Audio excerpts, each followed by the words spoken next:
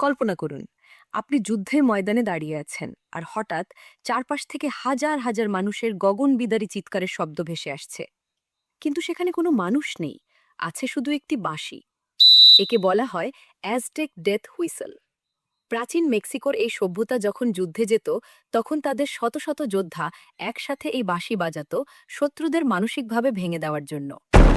মানুষের মাথার খুলির মতো দেখতে এই বাঁশিটি এমনভাবে তৈরি করা হয়েছে যে এর বাতাস চলাচলের পথ মানুষের কণ্ঠনালীর অবিকল নকল। গবেষকরা আজও অবাক হন, সেই যুগে তারা শব্দের এই বিজ্ঞান জানল কিভাবে।